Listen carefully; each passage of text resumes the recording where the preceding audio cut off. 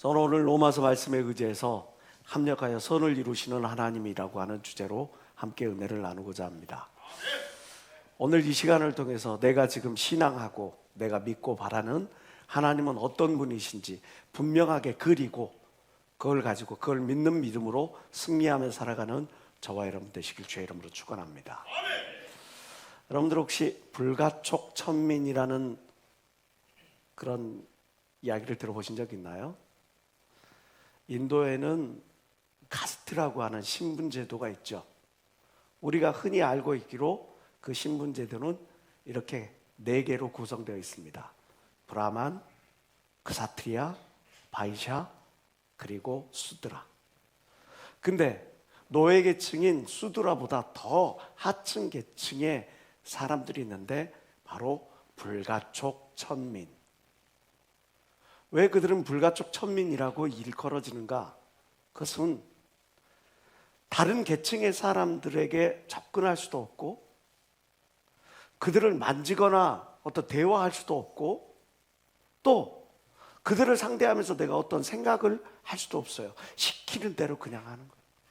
내 의견을, 내 생각을 그렇게 밝힐 수가 없어요.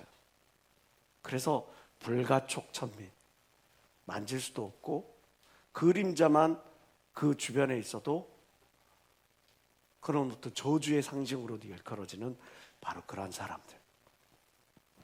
불가촉 천민들에게 주어졌던 여러 차별들을 보면 정말 안타깝기 그지없습니다. 그들은 시체에서 벗긴 옷만 입을 수가 있어요. 마을 외곽 쓰레기장에서 살아가야 해요. 갓 잡은 신선한 생선들을 만질 수도 없어요. 그들이 먹을 수 있는 것은 쓰레기장에 버려진 부패한 음식들, 음식물 쓰레기들만을 먹어야 했어요. 인도는 우리는 이제 선진사회로 올라가서 더 이상 카스트 제도, 신분 제도가 있지 않습니다라고 말을 합니다. 공식적으로는 그래요. 그러나 현재 인도 인구 가운데 1억 6천만 명, 우리나라 인구의 약 3배에 달하는 그 사람들, 인구 전체 인구의 약 16%에 해당되는 사람들이 불가촉 천민으로 오늘날까지 이렇게 차별을 당하는 거예요. 이들이 차별을 당하는 그런 내용들을 보면 도저히 인간으로 대우받고 있지 않다는 것들을 우리가 보게 됩니다. 노예 그 이하, 어떻게 말하면 짐승도 이렇게까지 취급당하지 않을 것 같아요. 이 불가촉 천민 중에 한 사람이 등장을 합니다. 누구냐면 바로 푸네 대학교 총장이 되었던 나렌드라 자다브라고 하는 인물이에요. 인도인들에게는 민족의 영웅으로까지 추앙받는 이 총장은 유명한 경제학자로 또 한때는 인도의 차기 대통령 후보로까지 이렇게 일컬어지던 그런 사람이었어요. 사람 취급도 받지도 못하고 사람을 만지지도 못하고 대화하지도 못하고 내가 그와 함께 생각을 함께 나누지도 못하는 그런 존재였던 이 불가촉 천민이 어떻게 신분을 뛰어넘고 계층을 뛰어넘고 이렇게 인도에서 가장 유명한 대학 가운데 하나인 푸네 대학의 총장으로까지 올라설 수 있었을까? 이 나렌드라 자다브라고 하는 인물의 뒷변에는 바로 그의 아버지가 있었죠. 그의 아버지는 불가촉 천민이었던 그의 아버지는 자기의 가난, 또 자기가 겪고 있는 이런 서름, 인간 이하에 취급받고 있는 이 현재 상황을 자식에게까지 대물림해 주고 싶지 않았어요. 그래서 그는 결단을 합니다. 너는 여기서 살아야 돼. 어디서? 시궁창에서, 쓰레기장에서 것들을 포기하고 자기가 살아야 할 어떤 제한 구역을 뛰어넘어서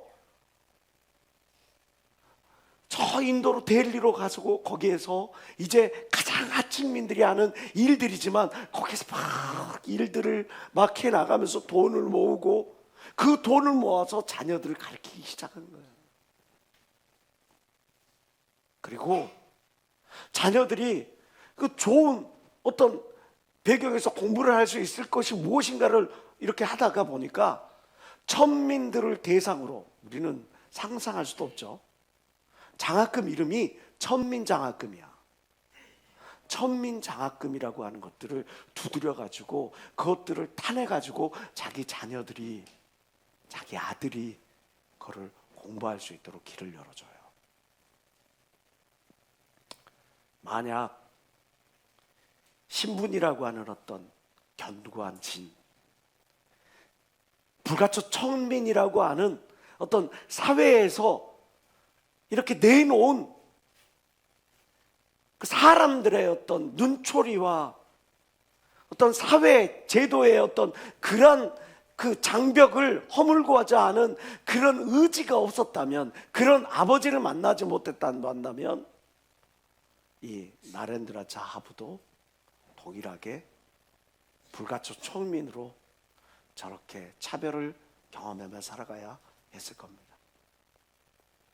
여러분, 우리가 이 세상을 살아가면서 가장 큰 축복이라고 할 수 있는 것은 무엇일까요? 멋진 외모로 태어나는 것, 어떤 멋진 배경을 가지고 태어나는 것, 남보다 뛰어난 이성과 남들보다 뛰어난 어떤 물질, 그런 것들을 가지고 있는 것, 그 무엇보다도 우리가 내가 받을 수 있는, 이 세상에서 받을 수 있는 가장 최고의 복이라 말할 수 있는 것, 그것은 바로 만남의 축복이라 할 수가 있겠죠. 내가 어떤 부모를 만나느냐에 따라서 내 인생의 출발점, 시발점이 달라집니다. 내가 어떤 스승을 만나느냐에 따라서 내 인생의 깊이, 방향이 달라집니다. 내가 어떤 배우자를, 내가 어떤 친구를 만나느냐에 따라서 그로 말미암아 내 인생을 살아가는 삶의 만족감과 충실함이 달라집니다. 그러나 그것보다 더 중요한 것이 있어요. 그것은 뭐냐? 내가 하나님을 만남으로 인해서 가져갈 변화가 무엇이냐 하는 것이. 내가 하나님의 만남으로 말미암아 우리의 인생은 엄청난 변화를 겪게 되죠. 그것은 바로 내 심령을 압박하고 있는 어떤 죄의 문제, 현실의 문제, 내 스스로의 문제, 이런 과좌절감과 절망감과 이 모든 것들을 이겨낼 수 있게끔 만들어주는 거예요. 하나님을 만남으로 말미암아 내 심령의 변화가 일어납니다. 하나님을 만남으로 말미암아 내 신분의 변화가 일어납니다. 마귀의 자녀였어요. 저주의 자녀였어요. 나는 어떻게 말하면 영적 불가촉 천민이었을 줄 몰라요. 그런데 우리가 하나님을 만남으로 말미암아 하나님의 자녀로서 신분이 거듭나게 된 것을 믿는 사람만 박수며 하나님께 원하시기 바랍니다.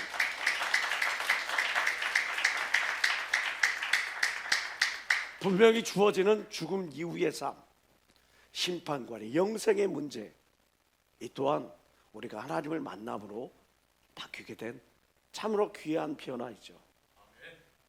이런 어떤 영적인 세계, 어떤 심령, 어떤 내 마음의 어떤 평화만이 바뀌어지는 겁니까?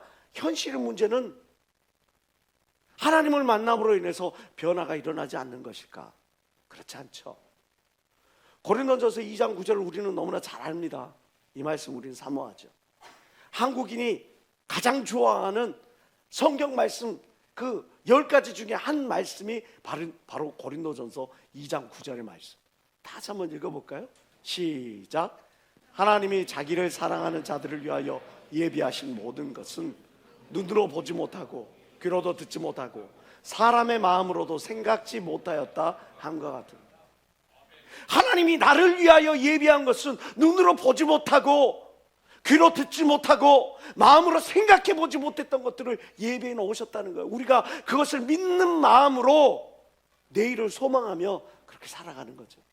로마서 10장 11절은 이야기합니다. 누구든지 예수를 믿는 자는 부끄러움을 당하지 아니하리라. 하나님이 여러분들을 부끄러움 가운데서 결코 내버려 두지 아니하시고 영광의 자리로 이끌어갈 걸 믿는 사람만 박수며 하나님께 원하시기 바랍니다.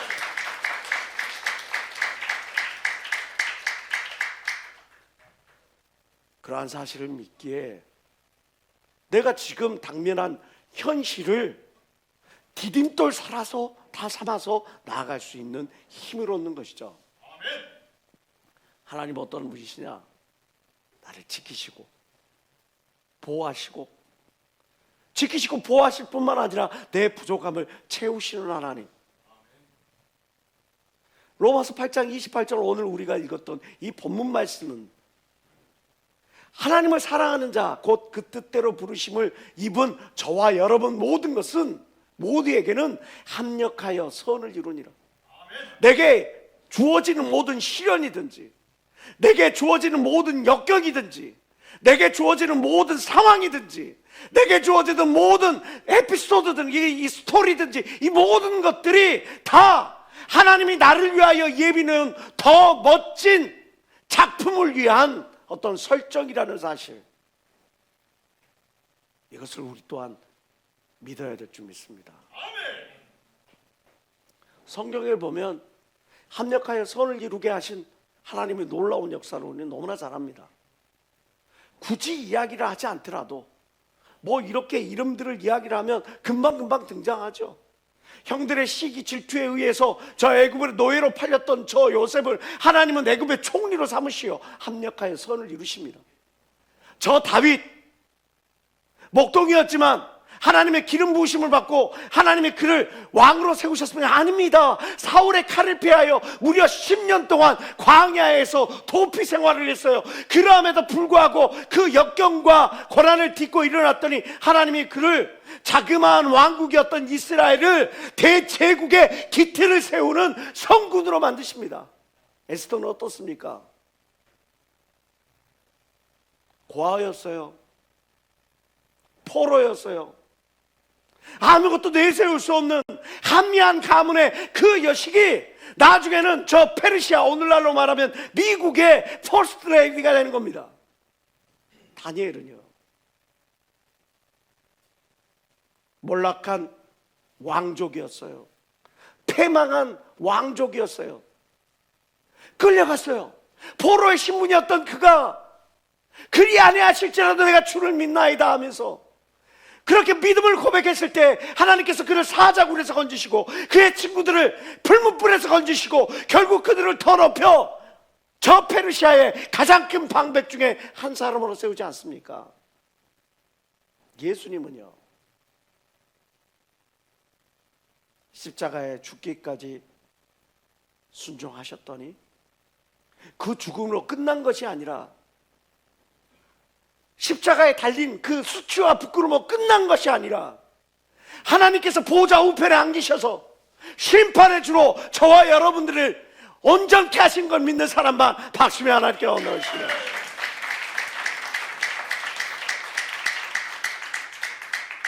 성경에는 이렇게 많은 합력하여 선을 이루게 하시는 하나님의 자녀들을 위하여 하나님의 축복하시고 하나님의 자녀들을 어떻게 인도하시는지에 대해서 너무나 많은 간증들이 기록되어 있죠.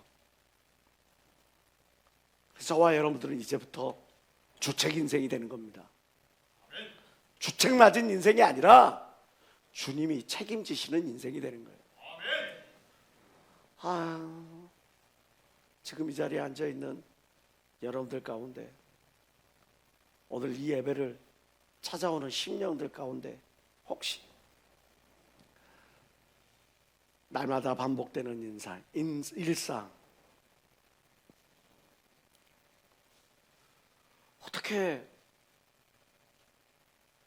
도피처가 없는 어떤 막막한 현실의 문제,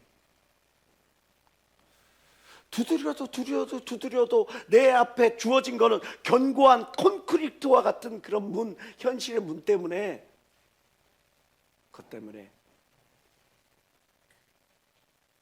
좌절낙담하는 그런 심령들이 있습니까? 기억하셔야 돼요. 나는 지금 주님으로부터, 주님의 은혜로부터, 그 은혜의 단비로부터 제외되고 소외된 그런 존재가 아니라 주님이 책임지시는 인생이 되었다. 에베소서 3장 20절은 우리에게 약속의 말씀을 주십니다. 우리 가운데서 역사하시는 능력들을 우리의 온갖 구하는 것이나 생각하는 것에 더 넘치도록 하나님이 채우신다고 그렇게 말씀하고 계세요. 시편 103편 5절 다 같이 읽어봅시다. 시작. 좋은 곳으로 너의 소원을 만족케 하사 내 청춘으로 독수리같이 새롭게 하시는도다. 좋은 곳으로 너의 소원을 만족케 하시라. 하나님은 항상 좋은 것을 우리에게 주신다는 그 약속의 말씀 아니겠습니까? 지교회 어떤 전도사님 한 분이 정말 열심으로 주님을 섬겼어요. 정말 열심으로 주를 섬기고, 그리고 남편을 장로의 반열까지 인도하고, 그리고 두 아들을 정말 믿음 가운데서 정말 잘 키웠어요. 이제 아들들이 이제 장성하게 돼서 이제 결혼의 시기를 맞닥뜨리게 됐어. 근데 열심히 주를 위하여 섬기고 열심히 교회를 세웠는데, 그러다 보니까 뭐 내 삶에 이런 것들을 채우지는 못했어. 준비하지는 못했어. 그런데 어느 날 한 사람이 나타나는 거죠. 당신 아들을 우리에게 주시오. 내 딸에게 주시오. 우리나라 10대 기업, 대기업의 전무이사예요. 제가 그 주례를 쓰기 위해서 그 자매랑 그 형제를 같이 만났어요. 어릴 때부터 키워왔으니까 너무나 잘하는 친구예요. 만나서 그 친구들이 러브 스토리를 듣는데 너무 기가 막힌 거예요. 남자는 아무것도 준비 안 됐어. 물론 한양대 나오고 그게 어떤 대기업은 들어갔지만 뭐 어떻게 결혼 준비를 미리 준비해놓지 못해. 우리가 뭐 결혼 준비한다 그러면 남자는 어떤 방학하는 준비해야 되고 여자는 혼수를 준비한다 뭐 이런 어떤 우리 뭐 상식 뭐 이런 것들 있잖아요. 아직 준비가 안 됐어. 이 사회에 막 시작한 초년병이니까 아무 준비도 안 됐어. 그런데 상대방에서 제발 우리가 다 준비해 놓을 테니까 아들만 다오 그러는 거.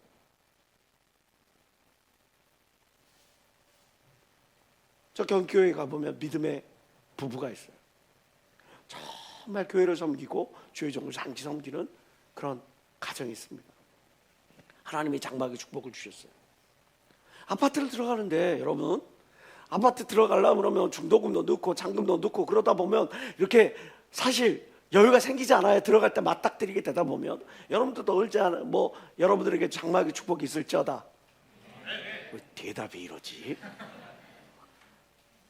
있을지어다.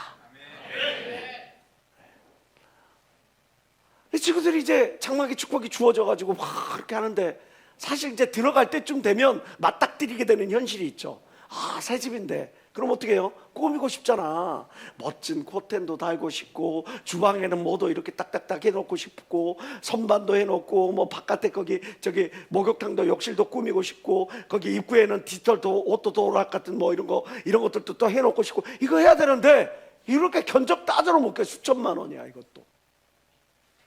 어떻게 하고 중도금 넣고 어떻게 하고 잔금은 넣는데 들어갈 때 다 꾸미려고 보니까 이거 부담되는 거 있죠. 근데 어떤 사람이 찾아와.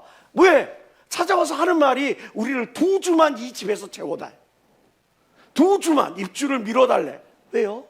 우리가 여기서 사업을 할 건데 이 아파트 주민들에게 이제 인테리어를 꾸미는 그런 사업을 우리가 할 텐데, 여기를 이제 이 집 이제 뭐 이렇게 이걸 할 텐데 여기를 베이스 캠프를 좀 삼아보고 싶대.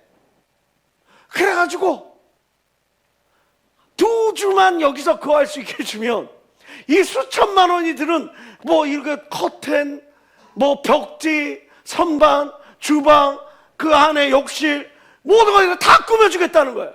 할렐루야. 지교회 갔을 때 성도들도 다 깨져가지고 떠나고, 몇 남지도 않고, 월세만 수천만 원이 밀려있고, 위성비며 뭐며 공과금 이런 것들이 곳곳에 이렇게 빚으로 산재된 그런 교회를 갔어요. 상처난 심령들이 있는 교회, 빚이 있는 그런 교회로, 그냥 그 교회로 갔어요. 제가 활동비를 받을 수가 있었겠어요? 제가 뭘 할 수가 있었겠어요? 그런데 좋은 것으로 너의 소원을 만족케 하시는 하나님, 항상 더 좋은 것을 주시는 하나님께서 우리의 사정과 형편, 저의 사정과 형편을 아시고, 그리고 나서 더도 말고 딱 70g 그 턱걸이 그걸로 해가지고 그 아이로 인해가지고 병원비 혜택 받아요. 아이를 이제 낳으면 어디로 가죠?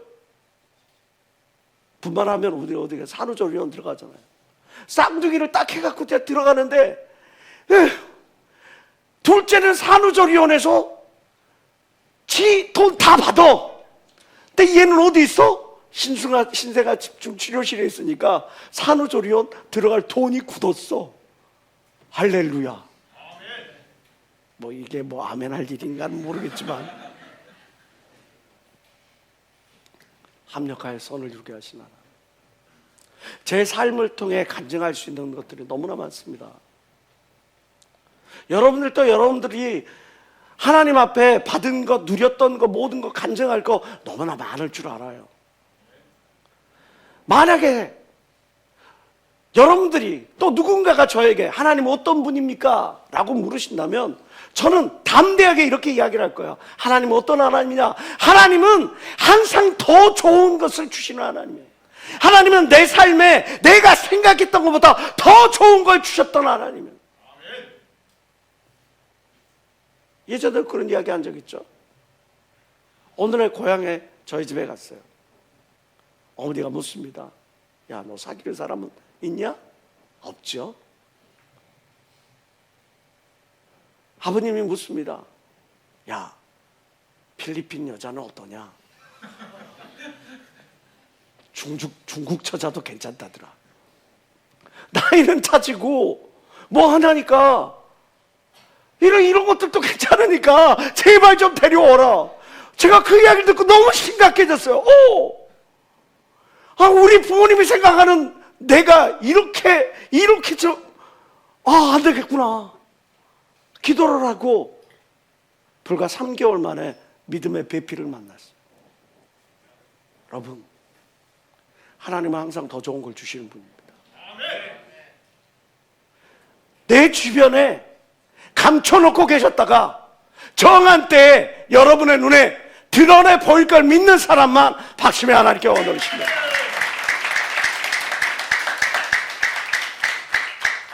그럼에도 불구하고 다른 많은 사람들이, 성경의 인물들이 이렇게 항상 내 삶에 더 좋은 것으로 채우시는 하나님, 그것을 고백함에도 불구하고 나는 왜 이러한 부분들에 대해서 풍성한 열매를 받아 누리지 못하는 걸까? 오늘 본문은 우리에게 이야기해 주는 거죠. 하나님은 항상 더 좋은 것 주시는 분이야. 없는 것을 있는 것으로 만드신 하나님이야. 사람이 할 수 없는 것을 하실 수 있는 분이야 라고 말씀하시는데도 불구하고 우리가 그것을 풍성히 받아 누리지 못하는 이유에 대해서 오늘 우리에게 말씀해 주시는 거예요. 그 세 가지 이유를 이야기를 합니다. 그런데 어제 제가 목회자 세미나를 앞두고 이제 장거리 운행을 해야 되니까 차가 조금 오래됐거든요. 그래서 이제 점검을 받으러 정비소에 들어갔어요. 정비소 들어가자마자 이거 웬걸? 그 정비하시는 기사님께서 차 바퀴에 못이 박혔네요 그러는 거예요. 아니 나는 이게 못이 박혔고 뭐를 보이지를 않아. 근데 리프트에 차를 올리자마자 차에 못이 박혔대. 아니 그냥 보면 돌 박힌 것 같고 뭐 이렇게 하는 것 같은데 그 분의 눈에는 차가 들어오자마자 뭐 여기 못이 박혔어요. 뭐가 있어요. 뭐 경고등도 안 들어왔어요. 근데 바로 아는 거예요. 그리고 나서 차를 이렇게 스타트 버튼 눌러보고 여기저기 했더니 여기에 문제가 있고 배터리에 문제가 있고 뭐가 어떻게 됐고 그거 바로바로 체크해버리는 거예요. 만약에 타이어에 못이 박혀져 있는 채로 한밤중에 우리 실학생들하고 전도사님이랑 같이 이렇게 내려가는 그 와중에 말이죠, 타이어라도 펑크라도 나면 어떻게 됐겠어요? 어디 가서 도움 청할 수도 없는 그런 상황이 말이죠. 우리가 특히 안전운행을 위해서 이 정비업체를 찾아가서 차를 관리를 합니다. 건물이 안전한가? 엊그제도 여기 딱 왔는데 여기 신방을 위해서 여기서 기도하고 준비를 하고 있는데 소방 관리한다고 사람들이 왔어요. 그런데 보니까 이쪽 라인들 있죠. 저기 기도실하고 소송전하고 여기 그 사무실 라인에 소방이 그 전원이 다 나가 있어. 여기에서 만약에 어떤 일이 우리가 생각지 못했던 일이 발생했다면 그 큰 문제가 나는 거죠. 화재 경보기 그 전원이 다 꺼져 있었던 거예요. 관리실에서 그것들을 관리를 주의를 하지 않았어요. 만약에 그분들이 와서 그걸 체크하지 않았으면 우리는 정말 봉변당할 수도 있는 그런 상황이 되는 거죠. 우리의 육체의 건강을 위해서 우리가 주기적으로 의사를 찾아가든지 정기검진을 하든지 그래도 정기검진을 합니다. 중요한 것은요, 정확한 진단 없이 정확한 처방을 기대할 수 없다는 거죠. 지금 내가 나의 영적인 문제, 나의 혼적인 문제, 나의 육체의 문제, 이 모든 문제에 있어서 왜 나는 항상 더 좋은 것 주시는 하나님을 내가 만나지 못하고 그 하나님의 능력을 체험하지 못하고 하나님의 은혜를 받아 누리지 못하는 것을 내가 분명하게 알지 못한다면, 엉뚱한 처방 내리면, 정확한 진단을 내리지 못한다면 제대로 된 처방을 우리가 기대할 수 없다는 거죠. 제가 많은 사람들을 상담합니다. 전화도 하고요. 얼마나 전화를 많이 했던지 여기 손목이 시큰거릴 정도로 막 전화 상담도 많이 들어오고 많은 분들을 대해요. 참 안타까운 일이에요. 정말 안타까운 일이에요. 정말 답답한 일이에요. 하나님의 말씀을 가지고 진단을 내려야 될 텐데 자기 스스로, 자기 생각으로, 자기 경험으로 진단 다 내려놓고 그리고 나서 결론은 자기 멋대로 결론을 내려. 어떨 때는 제가 권면을 합니다. 이끌어줍니다. 그런데 그런 분들의 공통점이 하나 있어요. 귀가 닫혀 있어요. 듣지를 않아요. 그리고 다시 원위치. 2시간을 들어주고 3시간을 들어주고 4시간을 들어줘도 다시 원위치. 정말 안타까울 때가 이루 말할 수가 없어요. 하나님의 말씀에 근거한 정확한 진단 없이 내 영혼의 문제는 치료될 수가 없다는 사실을 기억해야 돼요. 아멘. 여러분을 위하여 기도하는 목회자의 권면을 여러분들이 그냥 흘려듣지 말기를 주의 이름으로 축원합니다. 아멘. 오늘 성경이 이야기하는 그 우리의 삶에 가장 큰 이 영향을 미치는 3가지 요소는 뭡니까? 너는 옛 가지에서 완전히 분리됐느냐? 또 하나, 너는 뿌리로부터 영양분을 충족하게 공급받고 있느냐? 그리고 마지막으로 너는 너 자신의 본분을 정확히 확실히 자각하고 있느냐?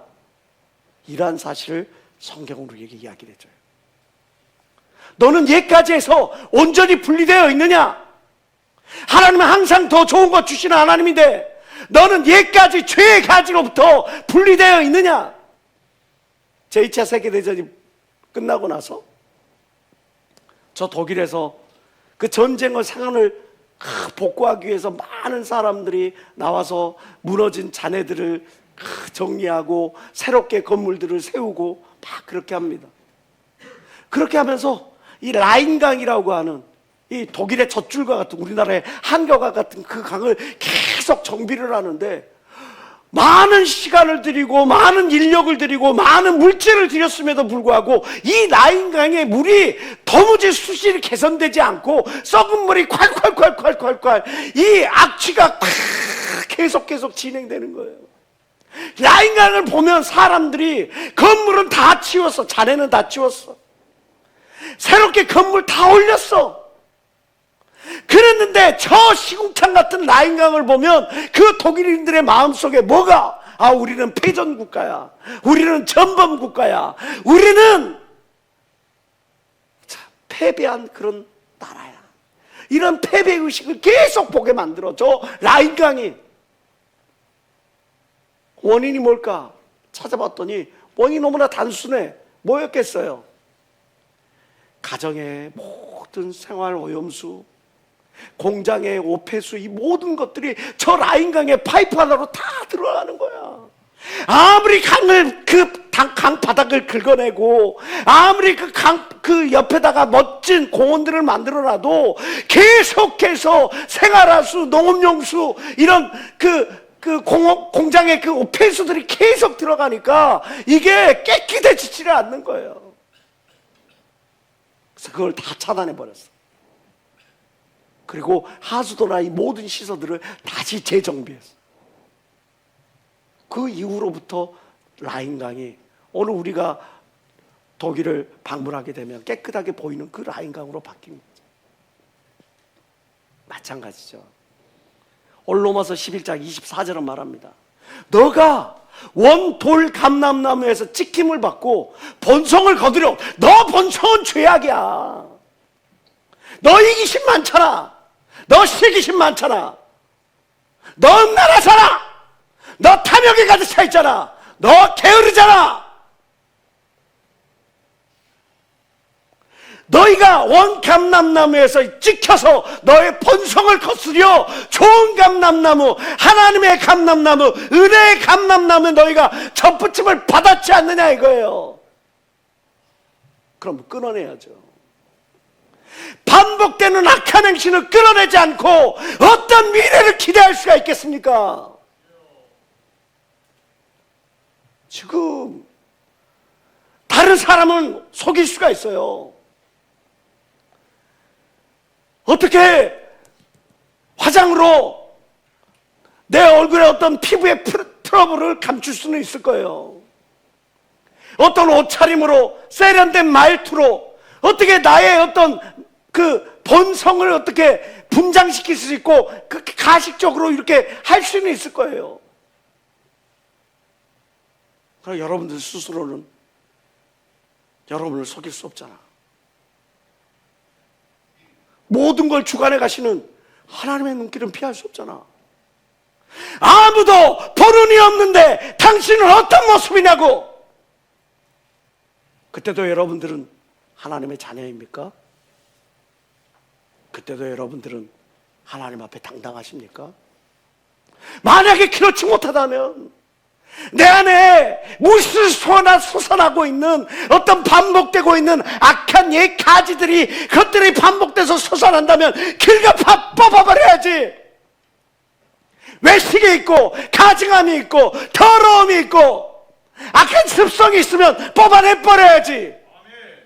그것들이 계속 방치해버리면서 하나님은 왜 나의 삶에 역사하지 아니하십니까? 하나님은 왜 나를 방관하십니까? 라고 말할 수가 있겠냐 말이죠. 오늘 성경이 우리에게 이야기하는 첫 번째 권면, 너는 거룩한 가지, 은혜의 가지, 생명의 가지에 새롭게 접붙임을 받았으니 옛가지를 끊어내라. 옛가지를 끊어내시는 저와 여러분 되시길 주의 이름으로 축원합니다. 또 하나, 항상 좋은 것 주시는 하나님, 그 하나님의 축복을 받아 누리기 위하여 오늘 성경 우리에게 무엇을 점검해 보라고 말씀합니까? 그것은 너는 뿌리로부터 충분한 영양분을 공급받고 있느냐라고 하는 법. 접붙임을 받았다 그래가지고 가지에 덜렁덜렁 매달려 있으면 그게 어떻게 거기에서 영양분을 맺어서 거기에서 어떻게 그래서 잎사귀를 내고 꽃을 피우고 열매를 맺을 수가 있겠습니까? 양분을 충만하게 끌어내야죠. 모든 사고의 원인이 뭡니까? 하나님으로부터 멀어지기 때문에 시작되는 거예요. 우리의 영적인 모든 사고의 원인은 하나님으로부터 멀어져. 기도하는 자리가 멀어져. 은혜 받는 예배의 자리가 멀어져. 모이기를 힘쓰라 그랬는데 자꾸 하나님으로부터 멀어져. 거기서부터 사고의 원인이 시작되는데 그것들을 알지 못하고 전혀 엉뚱한 데서 진단을 내려. 그리고 내 할 대로, 내 할 바대로. 사사기서 보면 공통적인 말씀이 있어요. 자기 백성들이 자기 원하는 대로 행하여 방탕하게 되었다고 성경은 이야기합니다. 우리는 기차 바퀴를 레일을 달려가는 저 기차처럼 하나님의 말씀을 달려야 합니다. 우리는 오고 가는 길이 분명하게 주어진 것처럼 우리에게 주어진 길을 걸어가야 하나님이 우리에게 주고자 하는 그 축복을 받아들일 줄 믿습니다. 로마서 11장 17절 이야기를 하죠. 또한 가지 얼마가 꺾여졌는데 돌 감람나무인 너가 그들 중에 접붙임이 되어 참 감람나무 뿌리에 진액을 함께 받은 자 되었은지. 너는 이제 죄악의 진액을 끌어내는 것이 아니라 은혜의 진액을 끌어내야 돼. 하나님의 사랑의 진액을 끌어내야 돼. 말씀의 진액을 끌어내야 돼. 로마서 10장 17절은 이야기하죠. 믿음은 들음에서 나고 들음은 그리스도의 말씀으로 말미암았느니라. 여러분들, 우리의 믿음이 더욱더 장성해지려면 믿음의 자리로 나와야 되는 걸 믿는 사람만 박심에 하나님께 원하시기 바랍니다.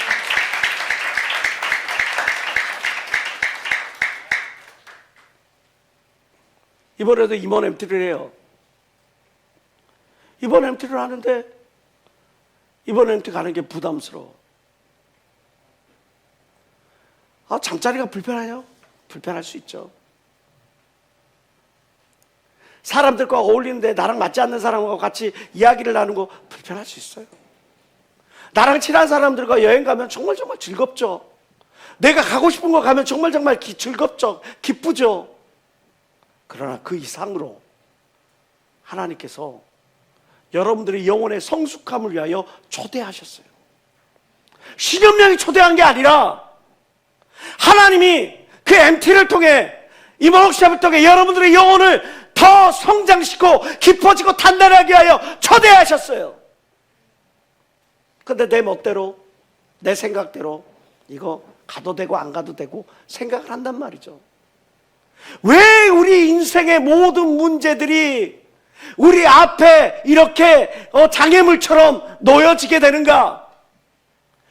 이거를 나에게 주어지는 것들을 선택의 문제로 생각하기 때문에 그래. 당위의 문제로 생각하지 않아. 마땅히 나는 하나님의 자녀니까 이렇게 해야 돼. 마땅히 주의를 지켜야 돼. 마땅히 직분 감당해야 되고 마땅히 거룩하게 살아가야 돼. 그렇게 생각을 하는데 내가 죄를 지을 수도 있어. 내가 주일 이렇게 할 수도 있어. 내가 나에게 주어진 직분 이렇게 할 수 있어. 선택의 개념으로 생각하는 거예요. 여러분, 하나님의 말씀을 내가 명령으로 받을 때, 그리고 그 명령에 즉각 순종할 때 놀라운 하나님의 역사가 나타나는 겁니다. 때때로 우리에게 인생의 쓰나미가 몰려올 때가 있어요. 전혀 예기치 않았던 어떤 교통사고를 당한다든지 건강의 문제로 쓰러지게 된다든지 내 주변에 갑자기 해고로 통보를 받는다든지 사업이 어려움을 겪는다든지 어떤 이성과의 어떤 사람들과의 어떤 단절을 경험하게 된다든지 여러 다양한 인생의 쓰나미들을 덮칠 때가 있어요. 그것들이 쓰나미가 올 때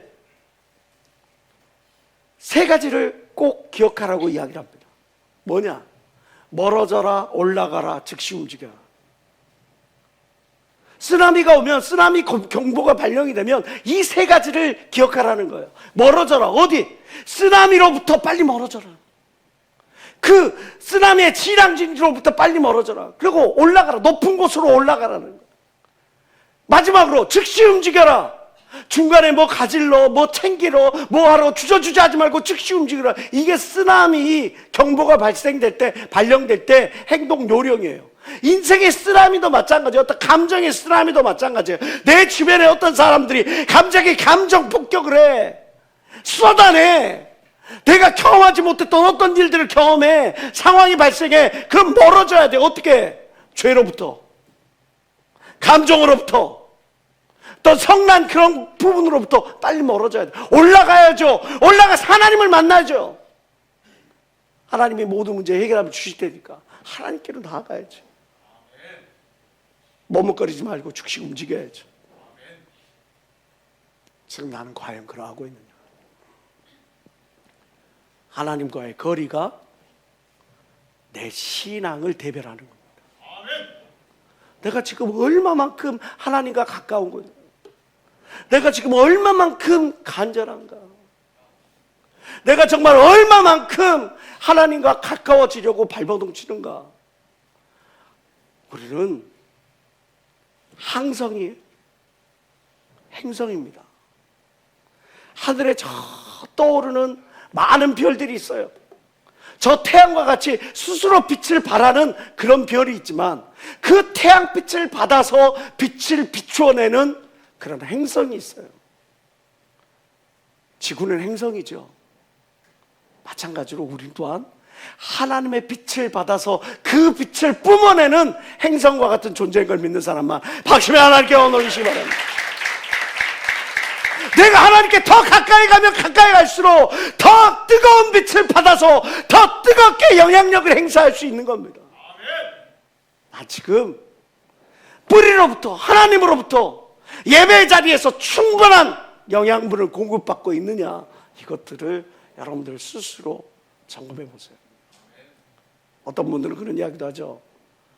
나는 신현매 목사 설교는 좀 은혜가 잘 안 돼. 격이 좀 떨어지는 것 같다. 그래, 그럴 수 있습니다. 그거는 내가 인정을 해요. 그것 때문에 몸민하고 기도하고 눈물로 쏘고쏘고 해도, 물론 이 설교의 대가들, 이 총회장 목사님이나 이시대 목사님 같은 설교의 대가들하고 빈주다니 말이 안 되는 거죠. 이거 자체이고 그건 그럴 수 있어요. 근데 저도 30여 년이 넘게 목회를 하고 있거든요. 저희 집안에 막 아주 유명하다는 그런 신학대 대학원 나와가지고 박사들 분들, 이런 목사님들 다 있어요. 많은 분들을 대해요, 준비해요, 확인을 해요. 그런데 조 기장님이나 이시대 목사님을 설교해 보면 복음의 핵심들이 녹아져 있어요. 말씀의 핵심들이 녹아져 있어요. 그런데 안 들린대. 그런데 나하고는 안 맞는 것 같대. 그게 아니라 지금 내가 영적 주파수를 지금 잘못 맞추고 있지는 않은지 생각해 봐야 되지 않겠어요? 그러니까 안 들리는 거 아닐까요? 목적이 이끄는 삶을 살아가라고, 죽음 이후의 삶을 바라보라고, 영생의 때를 준비하라고 하시는 그 말씀들이 교회에 들어오지 않고 내 마음을 움직이지 않는다면, 그러면 지금 내가 이 복음의 핵심을, 메시지의 핵심을 놓치고 있지는 않은지 생각해 봐야 합니다. 마지막으로 성경은 이야기를 합니다. 너는 너의 본분을 확실히 자각하고 있느냐? 로마서 11장 20절부터 21절의 말씀입니다. 옳도다. 저희는 믿지 아니함으로 꺾이우고 너는 믿음으로 섰느니라. 높은 마음을 품지 말고 도리어 두려워하라. 하나님의 원가지들도 아끼지 아니하셨은즉 너도 아끼지 아니하시리라. 우리의 신분이 어때요? 죄인의 신분이었어요. 우리의 과거가 어때요? 죄악으로 영벌에 처할 그런 존재였어요. 그런데 지금 현재 나의 다 된 것은 어떤 내 노력이나 내 어떤 잘남이나 내 배경이나 그런 것들이 아니라 온전히 하나님의 은혜로 말미암아 지금 이 자리에 서 있게 된 거예요. 지금 제가 목사라고 하는 이 귀한 사역을 감당할 수 있는 것, 다른 많은 육체적이든 학심, 혼적이든 영적이든 더 뛰어난 많은 사람들이 있음에도 불구하고 저를 이 단에 세우신 거 하나님의 은혜예요. 그렇기 때문에 더 노력을 해야 할 수밖에 없는 거죠. 지금 여러분들에게 지극히 작은 직분이든지, 아니면 호흡할 수 있는 생명을 주셨든지, 아니면 찬양할 수 있는 입술을 주셨든지, 여러분들이 하나님을 위하여 무언가를 할 수 있는 그 무언가가 주어졌다면 그 모든 것들이 하나님의 은혜인 줄 믿으시기 바랍니다. 근데 그것들을 자각하지 못해, 감사하지 못해. 디모데전서 6장 6절은 말씀하죠. 지족하는 마음이 있으면 경건이 큰 이익이 되느니라. 내가 지족할 때 내게 주어진 것이 얼마나 귀하고 값진 것이라고 하는 것들을 알 때, 그때 뭐가? 자족, 감사해서 그 어떤 유혹에 휘둘리지 아니한다는 말이에요. 내가 지족, 내게 주어진 것을 알지 못하니까 남들에게 주어진 것을 바라보면서 부러워하고 끌려하고 내 신세를, 내 모든 것들을 한탄하는 거예요. 휘둘리는 거예요. 자족이 이루어지지 않는 거예요. 그런데 내게 주어진 것이 감사해. 내게 주어진 것이 얼마나 값진 것인지 알아. 내게 주어진 기회가 얼마나 소중한 것을 알아. 그러니까 다른 어떤 것들의 불혹, 유혹을 받지 아니하여 감사할 수 있는 거예요. 그러니까 만족한 삶을 살아가는 거죠. 근데 여기서 우리가 만족이라는 단어를 살펴볼 필요가 있어요. 이 만족할 때 이 족, 여기는 돼지 족발을 하나를 딱 뽑아놨는데, 왜 만족이라고 할 때 이 족을, 족할 족자 뭐 이런 왜 발족자를 썼을까? 옛 어른들은요, 발만큼 채워졌으면 그것을 감사할 줄 알아라. 그래서 만족을 발족자를 쓴 거예요. 우리가 생각할 때, 이만큼 채워줘야지. 저거는 갖춰줘야지. 이렇게 갖춰줘야지. 더 타고 원하는 것들은 너무나 많은데 그것들이 채워지지 않으니까 그것 때문에 내 마음속에 불만족이 생겨. 여러 번 이야기를 하죠. 복과 화는 우리가 어디를 바라보느냐에 달려있다고요. 내가 내 인생 항해에 달려있는, 담겨있는 그 채워져 있는 것들을 바라볼 줄 안다면 그건 복이에요. 근데 내게 없는 것, 남에게 있는 것, 나의 부족한 것, 그런데 나에게 충족된 것, 그것들을 자꾸 바라보니까 재앙이 나에게 주어지는 거예요. 내게 주어진 것에 감사할 줄 아는 여러분들이 되시기 바랍니다. 예전에 이시대 목사님이 그런 설교하셨죠. 내 의지로 화장실에 가서 용무를 마치고 돌아올 줄만 안다면 그거 이상 되는 큰 축복이 없습니다. 저는 그건 체험해 봤어요. 제 건강이 무너졌을 때 하루에도 몇 번을 화장실에 가서 쏟아내는 거예요. 잠을 자다가도 잠시 잠깐 내가 이렇게 의지를 놓고 그냥 푹 잠이라도 든다 보면 쏟아내는 거예요. 그게 얼마나 추하고 그게 얼마나 공복스럽고 그게 얼마나 제 자신에게 그게 큰 아픔인지 여러분들은 잘 모르실 거예요. 내 의지와 상관없이 무언가를 쏟아내고 내 의지와 상관없이 그런 일들이 벌어져. 이렇게 하나님께 가는 건가? 젊은 날에 결혼도 하지 않았을 때의 일이에요.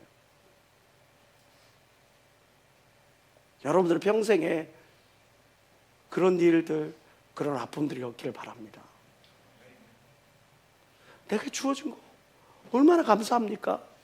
내 의지로 버스를 탈 수 있고 지하철을 탈 수 있고 운전할 수 있고, 내가 자꾸 내가 갖고 있는 차와 다른 사람이 갖고 있는 차를 비교하니까, 내가 누리고 있는 것과 다른 사람이 누리고 있는 걸 자꾸 비교하니까, 나는 없는데 다른 사람이 있는 거 자꾸 생각하니까, 그러니까 그것 때문에 만족하지 못하는 거죠.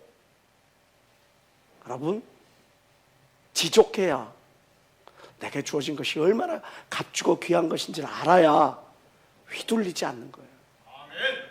휘둘리지 않아야 행복하게 사는 거죠.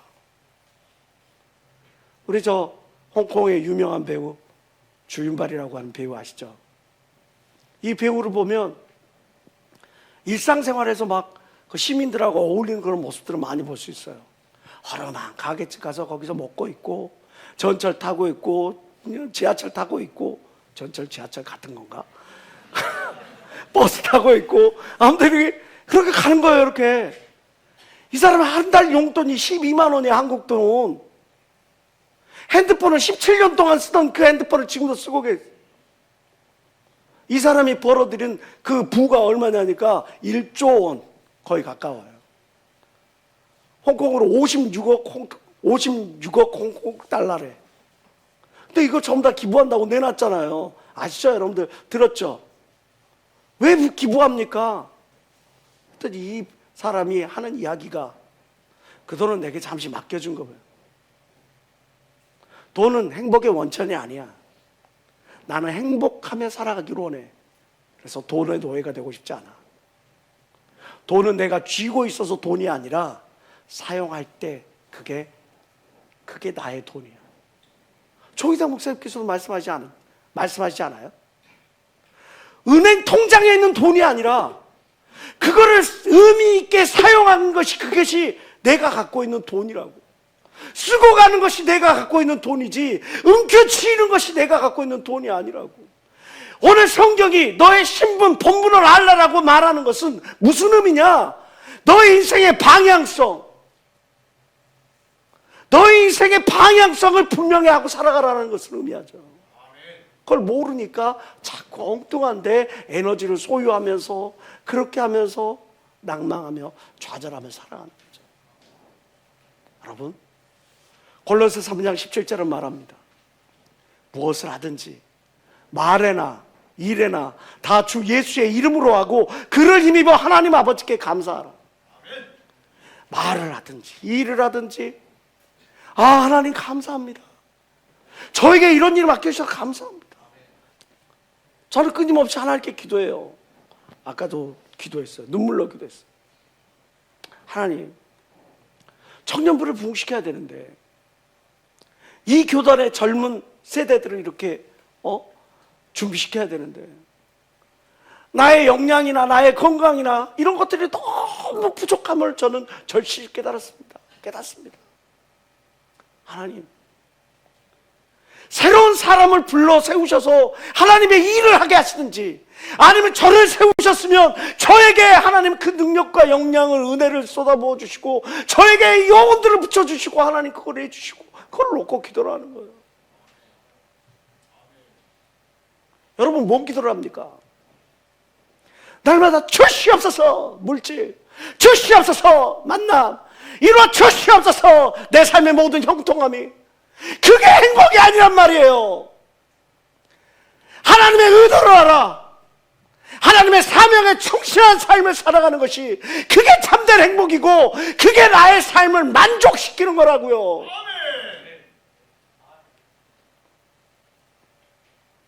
이건이라고 100세를 살아갑니까? 80도 못 돼서 갔어요. 대통령이라고 날마다 고기 뜯고 뭐 이렇게 살아간답니까? 그렇지 않은 거 여러분들이 잘 아시잖아요. 그러한 것들이 우리의 축복을 좌우하지 않는 거야. 행복을 좌우하는 게 아니에요. 지금 내가 살아가는 이유, 내가 지금 지향해야 될 방향, 거기에 과연 나는 얼마만큼 충실한 삶을 살아가고 있느냐, 그것이 나의 행복의 만족도를 좌우하는 그런 삶이 되어질 때 그게 여러분들의 삶에 의미 있는 것이 되는 겁니다. 우리가 동물과 다른 게 바로 그거예요. 동물은 먹고 배부르고 그냥 만족하면 끝이야. 우리는 지향점이 있어요. 죽음 이후에 영생, 그리고 이 땅에서 하나님의 나라의 의를 이루는, 하나님의 계획과 뜻을 이루는 그런 삶이 우리 삶의 지향점이 돼야 돼요. 거기에 과연 나는 몇 점짜리 학점을 받고 있냔 말이죠. 하나님은 항상 더 좋은 것 주시는 분입니다. 이게 여러분들에게 입에서 삶을 통해 고백되어져야 돼요. 하나님은 항상 더 좋은 것 주신 분이에요. 하나님이 주시는 것이 때때로 고난일 수 있어요.